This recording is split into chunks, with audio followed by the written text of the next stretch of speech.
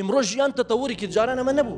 ئیستا جار وایە تۆ لە ناو مۆبایلەکە لە ناو گروپێکە جیران هەمۆزەکانتی، جیران خزمەکانتی، یان جیران ئەو هاوڕێیانەتی لە تەلەبەکان، یان جار وا هەیە لە ئیشوکار لە کاسبکارەکان، یاخود لە ئەهلی گەڕەک. ئیستا هەتا هەنی ئەهلی گەڕەک هەیە گروپیان داناوە هەر شتێک لەو گەڕەکە ڕوودا یەکتری ئاگادارەکەنەوە. هەتا ئەلەوێش تۆ دەبێت چاکبی، هەتا ئەلەوێش تۆ نابێ عەزیەتی خەڵکی بدەیت.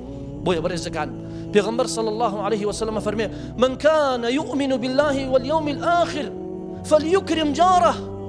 وهروها فرمي ومن كان يؤمن بالله واليوم الآخر فلا يؤذي جاره. وهروها فرمي ومن كان يؤمن بالله واليوم الآخر فليحسن إلى جاره. يعني بزعنا بيغمبر صلى الله عليه وسلم چنه تأكيدي كردوتوا أظنن بو بيغمبر صلى الله عليه وسلم تأكيد لسر ما في جيرانة يكاتوا لبروي خواي پروردگار تأكيدي لي كردوتوا براك.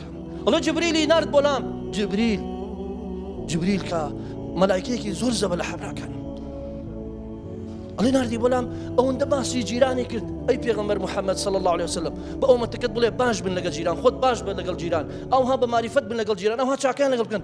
ئەڵێ ترسەم بڵێ ئیتر ئەگەر جیرانێک مرد دەبێ بە شەمیراتی بداتە جیرانەکەشی. سبحان الله. يعني ئەڵێ ئەوەنە جبریل باسی جیرانەتی کرد.